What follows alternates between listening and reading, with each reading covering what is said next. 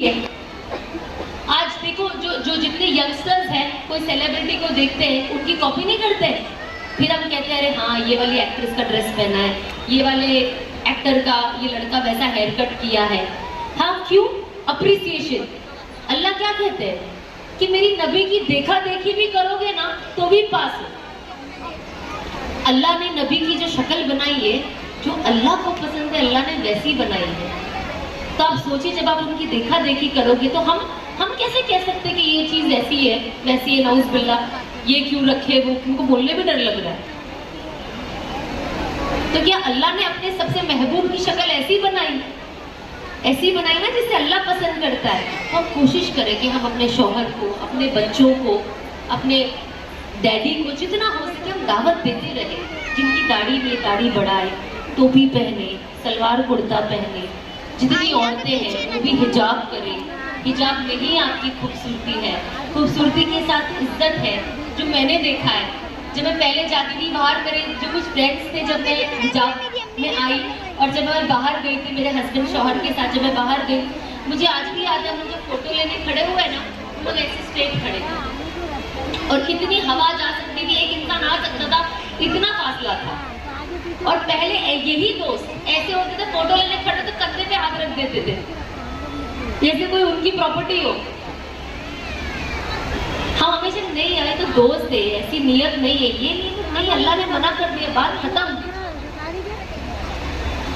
तो आप सोचिए हिजाब आपके लिए इज्जत लाती है, इसके अलावा कुछ नहीं लाती। मैं तो कहती हूँ जैसे मेरी दोस्त है, मेरी कजिन है, वो स्कूल में टीचर है, तो वो कहती है मेरे स्कूल में जब हम लोग गए ना, मुस्लिम स्कूल, हिजाब पहनने नहीं देते। मुस्लिम स्कूल मुस्लिम टीचर्स को हिजाब पहनने नहीं दे रही है। तो उन्होंने at the end of it, तब मैंने उसको कहा कि काम करो, काम छोड़ दो, ऐसी स्कूल में जाना है क्यों जिससे आखिरत खराब हो, है ना। इनको जो करना है करने दो, आप छोड़ दो। उसके बाद ऐसा हुआ कि कुछ टीचर्स लोगों ने मिलके वहां पे एहतजाज किया कि भाई हिजाब तो पहनना पड़ेगा। अच्छी अच्छी टीचर्स स्कूल छोड़ के जाने लगी, तो उसके बाद अब उन लोगों ने उसको हिजाब अलाउ कर दिया। देखिए कितना आसान हो गया। किसी ने कुछ किया, एक हलचल की, तो अल्लाह ने उसको पॉसिबल किया। क्यों? क्योंकि इसे शरीयत को आगे रखा कि मैं अल्लाह को नाराज करके ये जॉब ही क्यों करूं मैं। तो अल्लाह ने क्या किया, वो एक लड़की के जरिए बाकी जिनको अंदर हिम्मत नहीं थी, बेचारे थोड़े कमजोर थे, नहीं बोल पाए, अल्लाह ने उनके लिए भी रास्ते खोल दिए।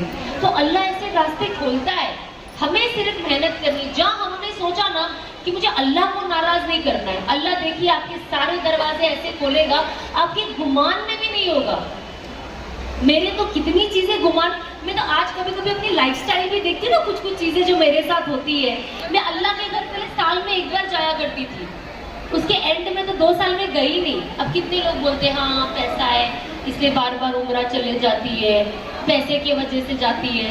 एंड मैं सोचती हूँ कौन है ये गधे लोग, पैसे की वजह से आप कभी उम्रा नहीं जा सकते हो। ट्रस्ट मी, मैं 2017 उम्रा नहीं गई, मैं 2017 उम्रा नहीं गई, नहीं 17 गई थी, 2018 उम्रा नहीं गई, 2019 उम्रा नहीं गई, मैं 2020 उम्रा नहीं गई, 20 में तो लॉकडाउन ही लग गया था, मैं नहीं गई। पैसे तो तभी भी थे मेरे पास, जाना भी था।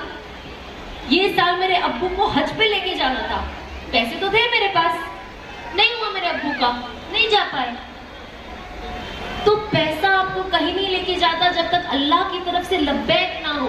इसीलिए मेरे शौहर ने मुझे बताया था, मैं आप सबको बताती हूँ, हर अजान के बाद, जिसे अजान के बाद की दुआ आती है वो पढ़े, या तो फिर सल्लल्लाहु अलैहि वसल्लम पूरा दरूद इब्राहिम और बिस्मिल्लाह के साथ 3 बार लब्बैक, पूरी लब्बैक पढ़े। और उसके बाद अब अल्लाह से दुआ करे कि अल्लाह तू मुझे अपने घर की हाजिरी दे और बार बार दे।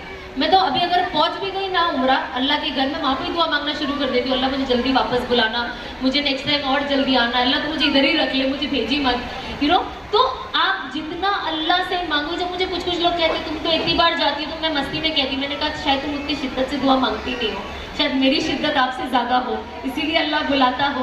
तो अल्लाह का क्या फैसला है हम नहीं जानते, है ना। हमें बस अल्लाह से मांगते रहना। और ऐसा नहीं है कि अगर आप अल्लाह के घर में गए तो कोई आप अल्लाह की नजर में कम काबिल कबूल हो, नहीं। अल्लाह ने सबके लिए सब तय कर दिया है। पहले आप अपने घर में नमाज को वक्त पे करो। हाँ, लॉकडाउन था तो कितने मुसलमान रमजान लोग निकले, अभी तक सब खोल दिया, मस्जिद नहीं खोली, मस्जिद नहीं खोली, मस्जिद नहीं खोली।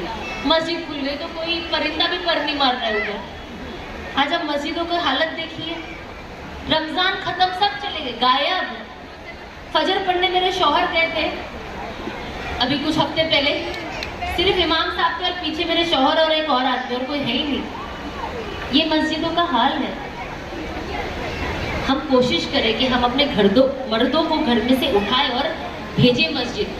रसूल अल्लाह सल्लल्लाहु अलैहि वसल्लम ने क्या कहा कि मैं उस घर को आग लगा दूं जहाँ पे मर्द घर में नमाज पढ़ते हो।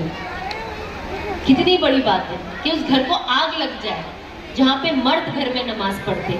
तो हम अपने शौहरों को मस्जिद की तरफ रवाना करें, जाओ पढ़ो, जाओ जाओ, कभी कुछ भी सर पे ही खड़े हो जाओ, है ना। अपने शौहरों को, भाइयों को, बेटों को दावत के काम में लगाए, तबलीग में भेजे। 3 दिन लगाए, 40 दिन लगाए, जो भी 3 दिन से शुरू करें, 40 दिन से शुरू करें, 4 महीने भेजे, जैसे जैसे होता है, पर दीन में वक्त लगाए। जब तक दीन नहीं आएगा, वो आपका एज अ मर्द, वो आपकी बीवी के हुकूक को पूरा कर ही नहीं पाएगा, ना बच्चों के हुकूक को पूरा कर पाएगा, जब तक दीन नहीं आएगा। तो ये सारी चीज़ों को हम इम्पोर्टेंट अपने प्रायोरिटी पे रखें। हम अपने आप से पूछें कि अब हमें इस दीन को कैसे फॉलो करना है, हमें अपनी आखिरत कैसी बनानी है। दुनिया तो खत्म हो जानी है और हमें भी खत्म। आज हमारी एज देखिए, हमें पता ही नहीं कि हम इस उम्र तक कैसे पहुंच गए। जो बची कुची है वो भी फौरन खत्म हो जाएगी। तो बस हम ये कोशिश करें कि हम खैर के काम में अल्लाह हमें इस्तेमाल करे और हम खैर का काम करें, और नमाज को वक्त पे अदा करें, कुरान को खूब पढ़े और ऐसी तालीम में शामिल हो। आखिरी चीज़ बताऊंगी ये कि कहते हैं जो इंसान तालीम में आता है, एक आपा ने मुझे कहा था, मुझे इतना अच्छा लगा था, इसलिए मैं कभी भी कुछ होता है, कोई भी सिचुएशन होता है, मैं पहुंच जाती हूँ। कहते कयामत के दिन एक अर्श का साया होगा, एक क्लाउड होगा, साया, शेड। वहाँ के उस साये के नीचे बहुत औरतें खड़ी होगी। तो ऐसी भी कुछ औरतें खड़ी होगी जो सूरज के नीचे डायरेक्ट होगी, जो कयामत का मंजर होगा। तो जब वो इन औरतों को देखेगी तो पूछेगी कि ये औरतें साये के नीचे क्यों खड़ी है। तो कहा जाएगा ये वो औरतें हैं जो अल्लाह और अल्लाह के रसूल की बातें सुनने के लिए अपने घर से निकला करती थी। तो आज आप लोग जितने भी लोग सिर्फ घर से निकल के इधर आए हो, आपने चीजें सुनी, नहीं सुनी, अमल किया, नहीं किया, ये सब 2 नंबर की बात है। लेकिन सिर्फ घर से आपका तैयार होकर, अपना हिजाब पहनकर यहाँ आना, कयामत के दिन आपके लिए अर्श का साया तैयार कर दिया। तो ये कितनी अच्छी बात है। और हम कोशिश करें, जब ऐसी मजलिस होती है, दीनी मजलिस, चाहे छोटी हो बड़ी हो, अल्लाह सुब्हान व तआला अपने सारे फरिश्ते इधर भेज देते हैं। और अब आप लोग दिल में जो भी दुआ मांगोगे, अपने लिए, उम्मत के लिए, घर वालों के लिए, आखिरत के लिए, उस सब दुआओं पे अल्लाह के फरिश्ते आमीन कहते हैं। तो हम कोशिश करें कि हम अच्छी अच्छी दुआएं मांगे, क्योंकि फरिश्ते हमारे आसपास हैं, हमारी हर दुआ पे आमीन कहते हुए। और यहाँ से नियत करें हम सब, मैं भी हर जगह जहाँ जाती हूँ, जहाँ भी मैं जो भी बोलती हूँ, मैं हमेशा उसके बाद दुआ करती हूँ कि अल्लाह तू मुझे मेरी तौबा कबूल कर। हम सब यहाँ से तौबा करके निकले कि आज के बाद हम अपनी ज़िंदगी को बेहतर बनाएंगे। जो भी हमारी ज़िंदगी में कमियां हैं, हम कोशिश करेंगे इस कमी को ख़त्म करें और अल्लाह और उसके रसूल को राज़ी करें, ताकि अल्लाह की रज़ा वाली मौत हमें नसीब हो। और थैंक यू सो मच, आप सब लोग आए। शब्बीर भाई का भी बहुत शुक्रिया जिन्होंने ये पूरे चीज़ को ऑर्गेनाइज किया, हमें दावत दी और हमें यहाँ पे बुलाया। मुझे बहुत खुशी हुई। आप सब भी मुझे अपनी दुआओं में याद रखें, मुझे, मेरे बेटे को, मेरे घर वालों को, और आप सब भी मेरी दुआओं में हैं। अस्सलाम वालेकुम।